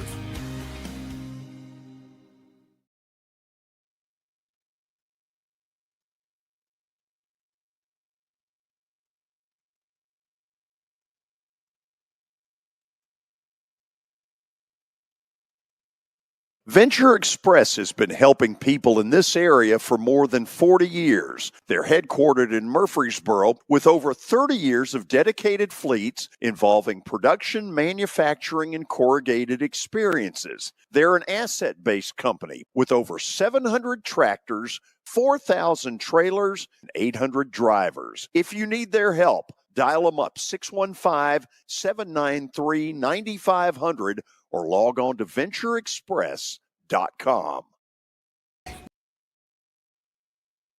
You've heard me talk about the putting zone. Well, guess what? It's now open, and it offers a revolutionary indoor golf experience featuring state-of-the-art putting surfaces designed to replicate real-world course conditions. It allows players of all skill levels to practice, compete in tournaments, and connect year-round. Go by and see them at 3040 Sidco Drive and tell them Plaz sent you.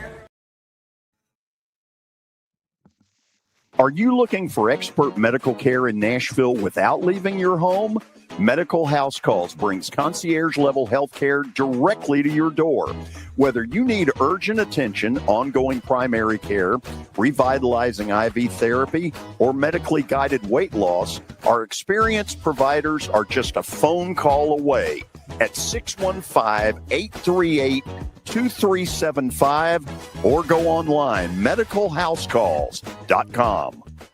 It's easy to say good things about the folks at Strike and Spare Family Fun Centers. Celebrity bowling night. I trust them. Something dear to me. The Plaster and Friends. Here on ESPN 94.9. The Fan.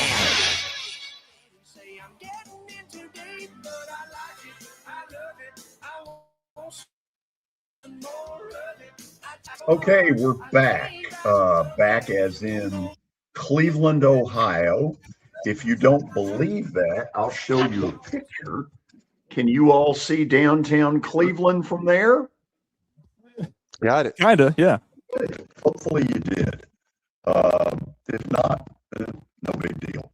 Okay, so while I've been gone, The Preds have been busy. So has their new general manager, Chris McFarland, to the point that people are sitting there trying to do the math going, wow, with all of these additions, some people that have been there aren't going to be there come opening day. Yesterday at 5:00, he held a press conference. We're going to let you hear, 12 to 15 minutes of it starting right now.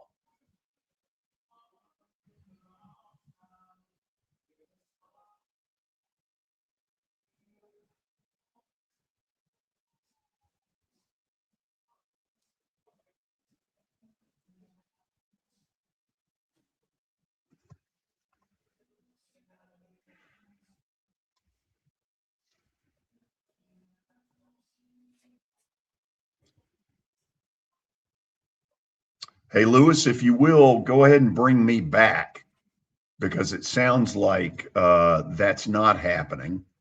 Let's bring everybody back in with us, both Lewis and Kelly. Did our wires get crossed? Yeah, I think that we actually just lost the 94.9 studio out of our stream, so they might be trying to reconnect to find that again. Okay. I'll inquire. Well, I'm sorry, say that again. I'll inquire about it. Okay. So, Kelly, this guy has come in, and no matter how you slice it, man, he's been blowing and going.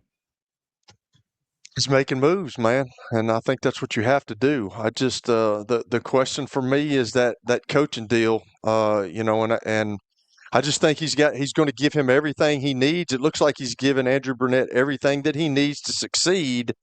Now, can he take it to the next level? Now, I don't know as much as you do about hockey, obviously, but it seems like, some people are excited. Everybody's going to be, everybody's going to have something to say about the draft. But it looks like, hey, he got what he wanted, and they picked up some other people. So seems like they've, the cupboard's not bare. So now let's see what Andrew Burnett can do with it. So, Kelly, I'm like a lot of the fans. You get attached to certain players. Right. Philip Forsberg. I'm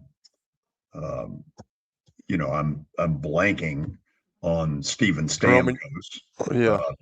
You as a fan, as somebody who goes virtually every night, you get attached to these players. You don't want to see them go. Jonathan Marchessault, not so much so. And I'm hoping that that's a move they will make. Brady Shea's another one that I wouldn't shed a ton of tears over. It's going to be interesting to see where he's going with this, because in the early going, it looks like he's got a lot of pieces moving. He really does. But that's professional sports now, George. I mean, you're going to have guys come in and every year. You just hope that you can have a group of guys that can be leaders for you, that can kind of set the tone, set the culture, and then you can kind of build around that. So, seems like that's what he's doing. And obviously, being a Tennessee team, I'm for him. I think everybody that's listened to us is for him. I know you are. So I think they made a good move in getting him here, and it seems like he's making moves to get this team better. Yeah. Where are we, Parker? Parker, Lewis. Well, I that's hope $100 fine. Yeah, I hope that's a $100 fine, Lewis. Continuous thing, but we do have the studio back, and they have the presser. Okay, then let's listen in. This is Chris McFarland, very late yesterday afternoon from Bridgestone Arena. Hey, Chris. Alex Doherty, Tennessean here. So you make the trade for Maverick Bork. What went into that decision, and then what kind of contract are you looking to hope to sign him to coming up? I think it was an opportunity that, again, we've talked about it for us as an attractive aged player. That's a proven player in this league at 24 years old. We believe he can play and be a good player in the middle of the ice. And I think that was probably the biggest draw for us. I mean, we're all, Nashville, my old team, we're in the Central Division, so we've seen Dallas play a lot over the years, and he's a smart, heady hockey player. That's what he is. He's a good two-way guy that we think the arrow is still pointing up, and we intend to give him every shot at playing in the middle. So when those opportunities present themselves, they're unique, and if for a player his age, and had great chats with Jimmy Nill, and the way Dallas does their business is really good, and we have a great working relationship, and we were able to get that over the finish line this morning. I've been in contact with the player's agent, and but I'm not going to comment on where the negotiations go on a day-by-day basis. But we do want to get the player done here as quickly as possible. Chris, Nick Keyser, Lower Broad Hockey. Just wanted to kind of get a gauge, just more or less, on the direction of this team. You obviously are sticking with an age bracket, and your free agency and your trade today obviously indicates that. How are you feeling about the guys that you've analyzed so far on this team that are around the same age?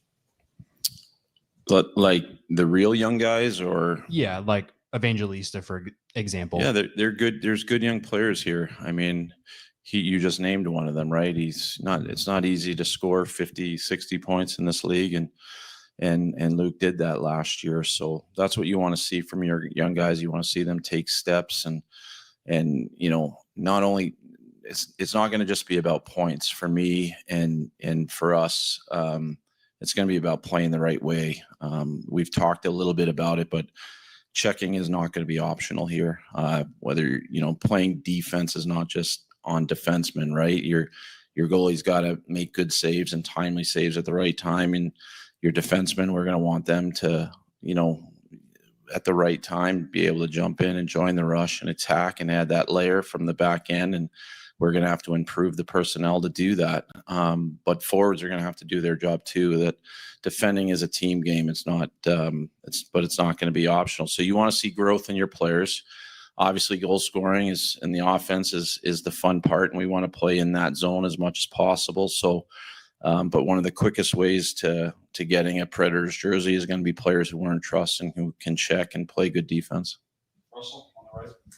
Russell Vanuzzi, Main Street, Nashville. To follow up on that last question, you guys have added several players that are in their mid-20s.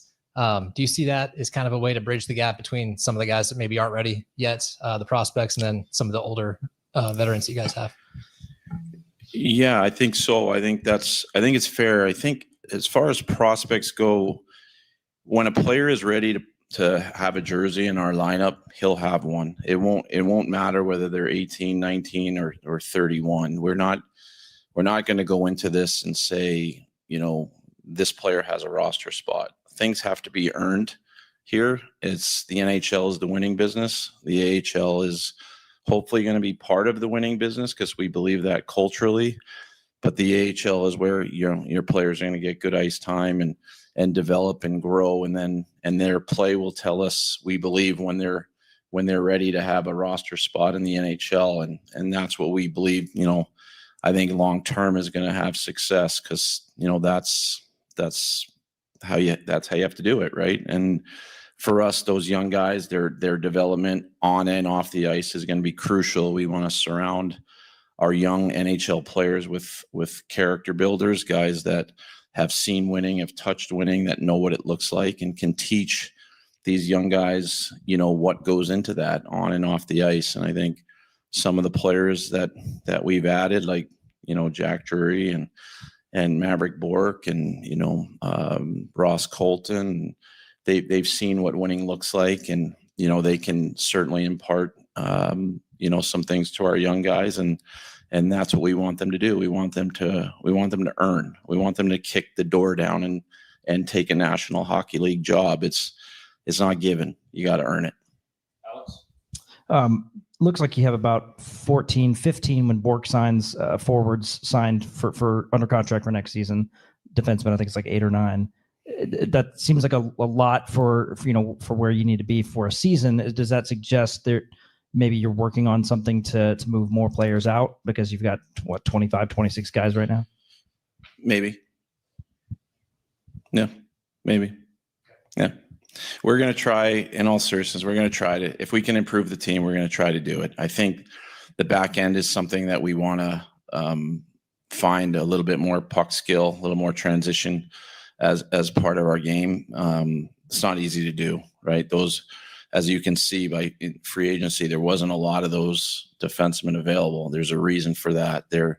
Those are the hard to get assets, really hard, right? Centers, top two line players. And I think we're in that age now where the cap's going up and teams aren't going to be as squeezed to get their own guys done, but it's going to require some creativity. It's going to require, threading the needle at times, and it may require some tough decisions or moving some players that maybe you wouldn't normally look to move in order to improve key areas of the ice. And I think defending in the middle of the ice is sort of like, up the middle in baseball. You got to be strong in those positions. And for us, we don't feel we're strong enough yet in those areas.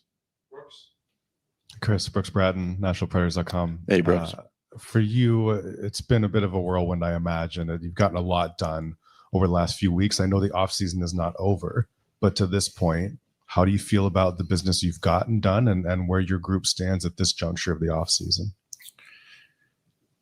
Well, again, we feel good. I mean, we feel good about the players we've added for a variety of reasons. We think they're good hockey players. We know they're good people. We know, they're good, honest, hard workers on and off the ice that are going to hopefully change, you'd be a little bit of that culture change type of thing and bring competitiveness every single night, which in our minds is a skill. It's not easy to do. To be, this is the toughest league in the world, and we think those players have shown that they have that in them. We're not. You guys see how tough our division is, right? Colorado, Dallas, Minnie, Utah, Chicago. It's a very, very good division. I think for us, we're just going to focus on us. We're going to focus on how we can get better, even if it's a little bit better with each move we make, with each, week of the season that goes by. If we can get a little bit better, and start, building scar tissue in terms of the hill we've got to climb. And we do. We have a hill to climb. It's a tough league and it's a very tough division, but we're going to, do our best to develop the prospects that we've got. We've got some very, very good young players. We drafted a bunch of good players, but they're going to, for the most part, going to need time to cook, and that's okay. While they're cooking, we're going to try to find some competitive guys that can still find a way to win hockey games. Jack on the left. Jack Williams from the Hockey News. It's still July, and it's going to be a while before establishing lineups and stuff like that. But from the acquisitions and trades and signings so far, it seems like there's a lot of good pieces coming into the bottom six and the depth so far. Whether that be or not, I mean, how much confidence do you have right now into the bottom six and those third and fourth lines, just adding stability and consistency? I think we feel good about it. I think, like I said, you're going to need depth, right? This is a really hard league, and injuries happen, stuff happens, right? You're going to need a lot of players to get through a National Hockey League season. So, but we think, from Blakey to Jamie Langenbrenner and the front office, competition is really, really important. It's healthy. It raises the bar for everyone. And it just, like I said, the players are going to tell us, in training camp, and then players are going to have to tell us again in October and November and by their play. And that's what we're looking to do. And again, if there's a young player that's ready to play, we'll know it. We'll know by his play, whether it's here or in Milwaukee. And, I think the young guys are going to be put in positions to succeed. We're going to have, good depth players down there, and they have to show that they can be good players down there, and over a 10-game span, you got to have your A game down there, 9 out of 10 games. If you can't do it down there, you can't do it here. So, but we want to have a good, healthy environment at both places and competition, again, all in an effort to make the Predators better. And you're going to need those players at some point, and we look forward to developing them and seeing where they can get to. We can do one or two more. I know it's only been a couple of days of rookie practices here, Chris, but what are your just first impressions of Brady Martin and Igor Stern specifically? Well, it's hard not to like those two guys. I mean, they're both, high end prospects for us. Brady's that right-handed guy that hopefully is going to be able to play in the middle of the ice. He's a bull. He's super competitive, as you guys know, and we're really looking forward to working with him and seeing where he can get to. And Surin's got that high energy. Again, he's a strong kid. He looks like an ox out there, and you put that package together with how he moves and his hands, and he seems to enjoy playing the game of hockey, which is what you want to see. So those are two really high priority players for us, but there's a bunch more. When you watch them, not only in development camp is one thing, right? Competitive game situations in their leagues, whether it's in college or junior over in Europe, our amateur staff has done a very good job. So there's a lot to be excited about, and that's their, like I said, their development curve and their timelines are going to be something we pay very close attention to. And for the last one, the players at Dev Camp have talked to us about what they're taking away from this experience, but I'm curious, big picture, do you feel like from a Dev Camp situation, you can look at some players and get maybe a outline, a timeline of development for them? Is that something you try to do from this experience? Yeah, it's a good question. I think we at least I don't try to put like, this player is going to be in the NHL in 2 years or 3 years. It's so much can happen over those, couple of years. But what I do think is you have to pay very close attention to them. Your development team has to be, on them, watching them, helping them, assisting them. There's a lot of learning that's going to happen for each of them.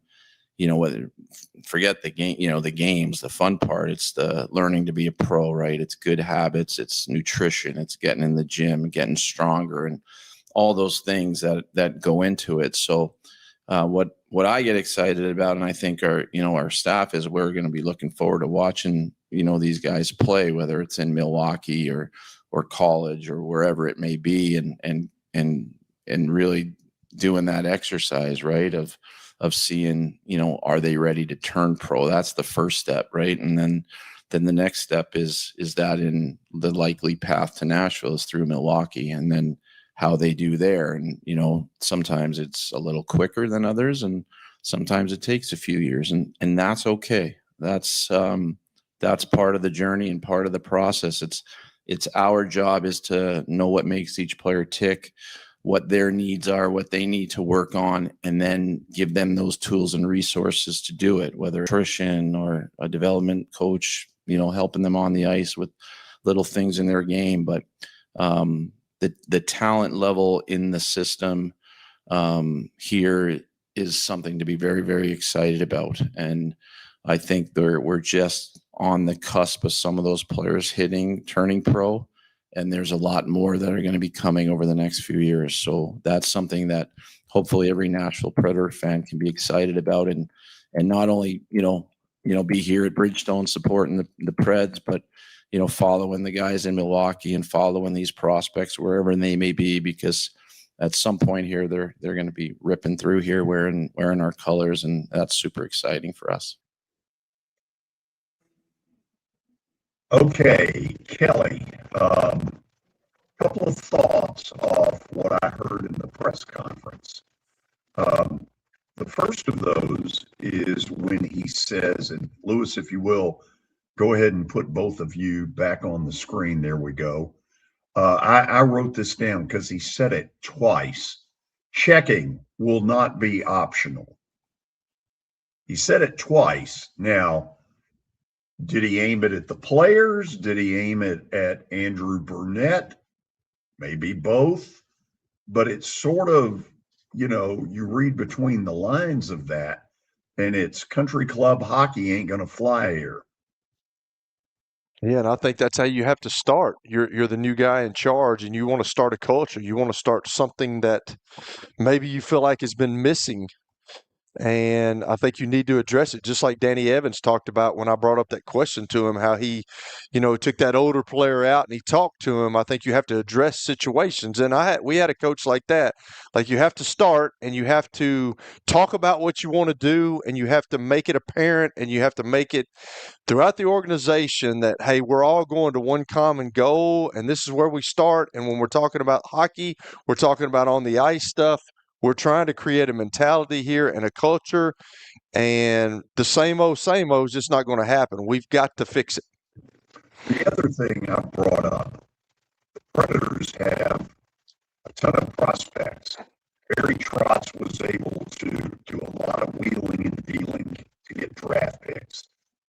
I've said this before, and I'm going to say it again. None of them have emerged at this point to be difference makers.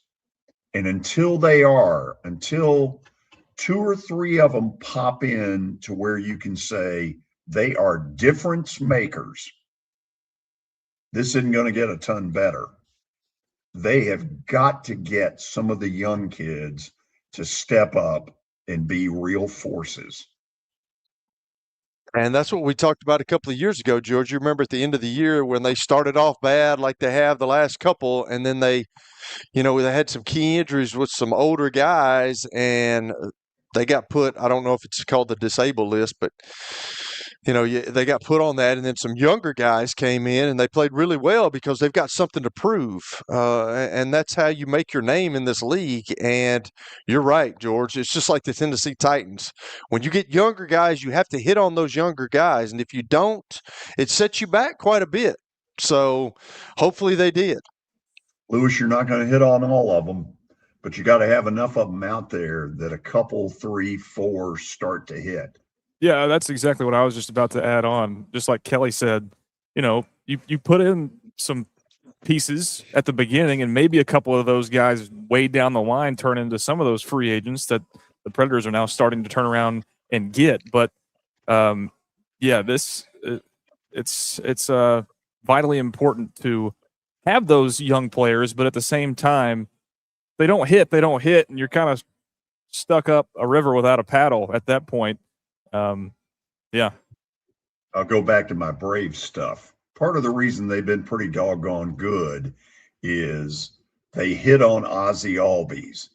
They hit on Austin Riley, although not in the last month. He's had a horrible season. They hit on Michael Harris. They hit on Drake Baldwin. Their farm system has delivered.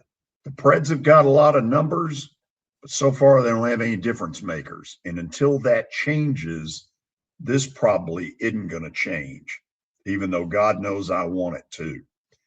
After the break, Lewis, do we have the logo? Still working. I'll have it after this. We can bring it up. Yeah, for sure. Yeah, we're going to show them the AI version. It's all, both of them were AI. Okay. We're going to, thank you. You have to educate George and myself, Lewis. You understand that, right? We're very technologically uninformed. Hey, we're gonna get 1% better every day until we're on the same page. Yeah, let's do it. We'll be 106 by the time we have it all down. We'll go to the break. We'll share some thoughts with you on where the show is and where we're headed on the George Plaster Show.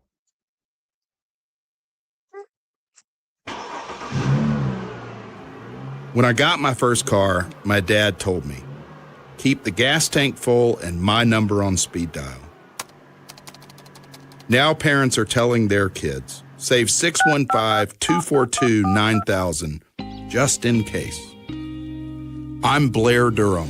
If you or someone you love is in a wreck, call us. We're here to get you the money you deserve. If you are struggling with back pain, neck pain, or stubborn nerve pain that hasn't responded to the usual medications or injections, listen closely. At the Dr. Gill Center, we help patients discover why they hurt and how to find relief without surgery. We are Middle Tennessee's leaders in back pain treatment and non-surgical spinal decompression, a gentle advanced technology designed to reduce pressure on the spine, restore space between discs, and help the body heal naturally. Our patients aren't just looking for another temporary fix. They want expertise. They want options they haven't been offered. They want a team that actually listens. And that's exactly what you'll find at the Dr. Gill Center. If you've been told there's nothing else to try or surgery is next, it's time for a different approach. Call 615-882-4838 or visit callmepainfree.com to schedule a comprehensive evaluation and see if non-surgical spinal decompression is right for you. Make 2026 the year you get out of pain. Call 615-882-4838 today. Baseball is just like music. You don't believe me? Let me show you.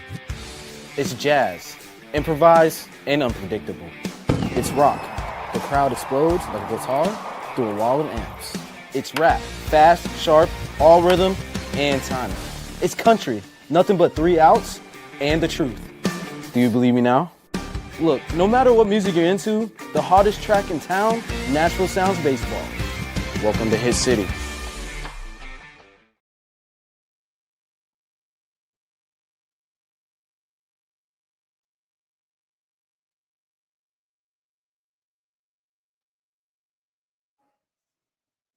Okay, we are back, and we got one final segment before we get all of you ready for the 4th of July.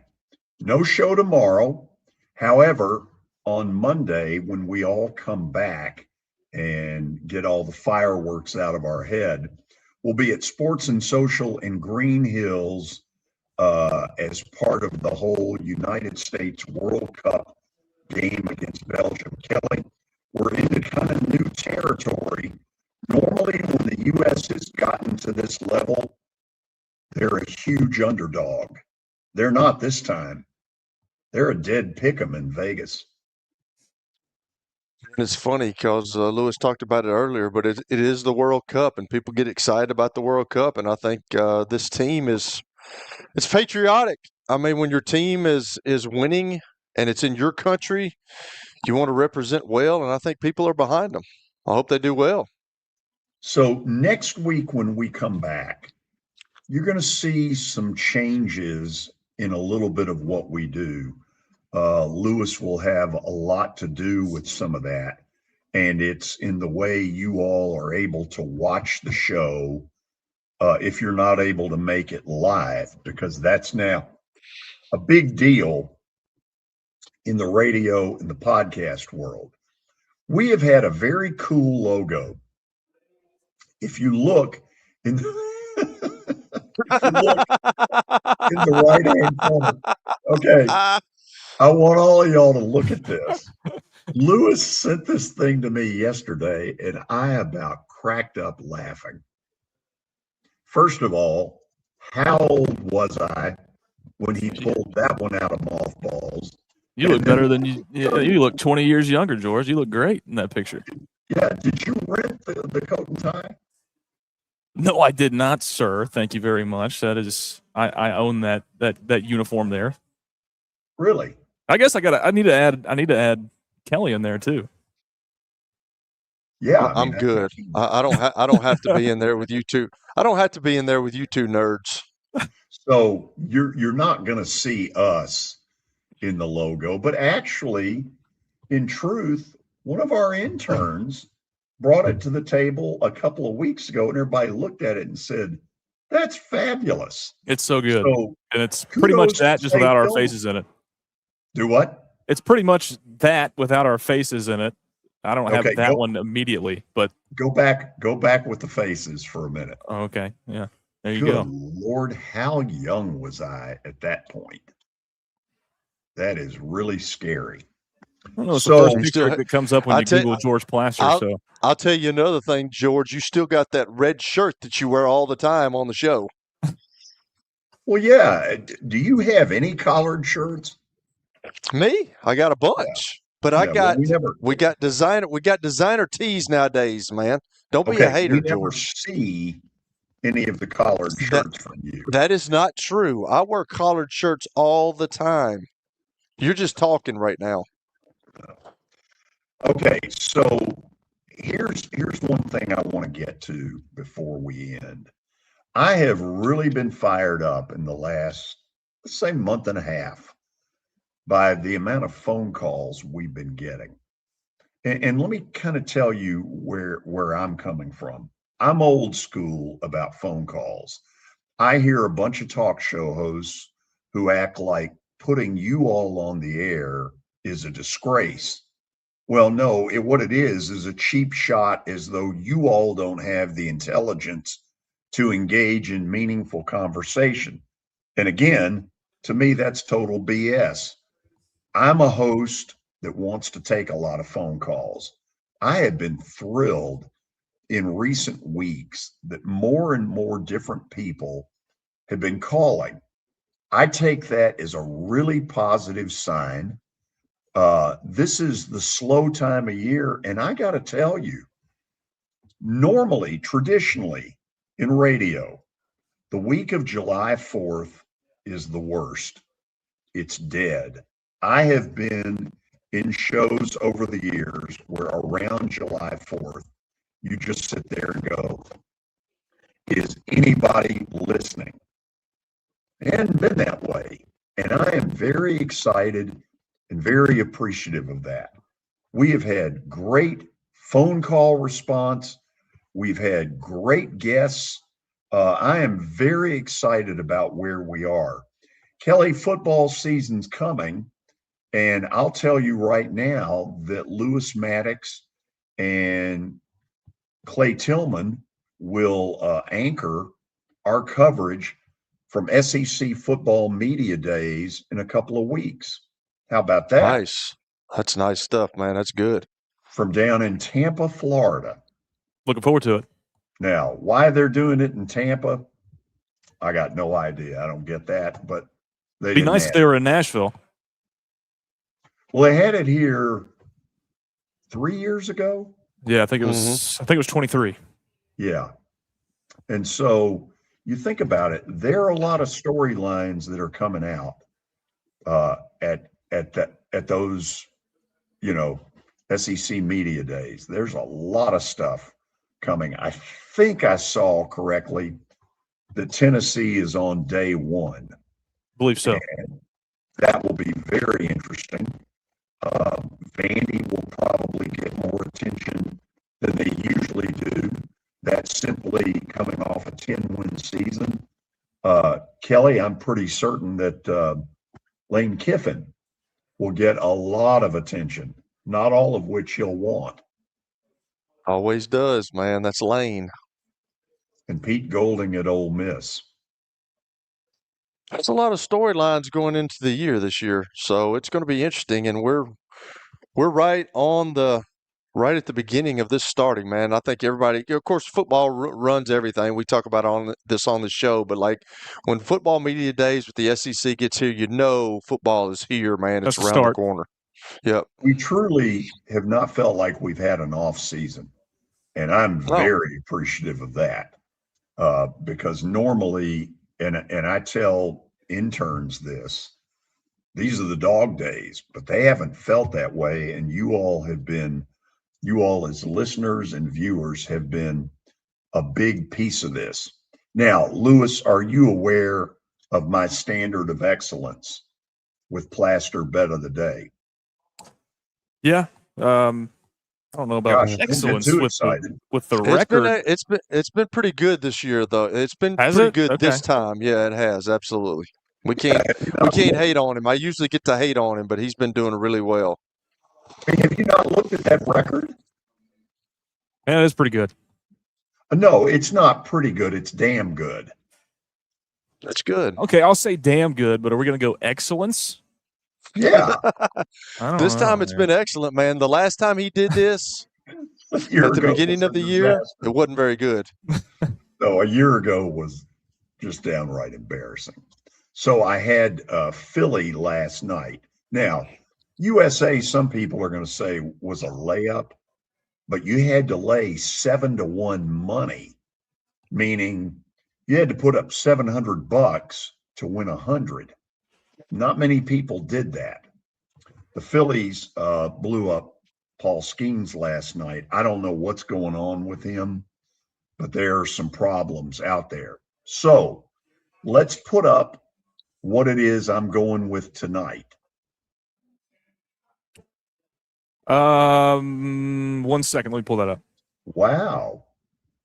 Do we have a little glitch there? Yeah, a little bit. Day one. I mean, he's allowed that. Yeah, one glitch. Yeah. George, I can't wait till you get back into Tennessee because you've got a lost in space glitch. We need you back on a computer. It's that a good rough? computer. Well, it's not terrible, but it's just same thing as yesterday. What we had happening. Oh, so the gremlins. Lost in space. Yes. So this has given you plenty of time to stall.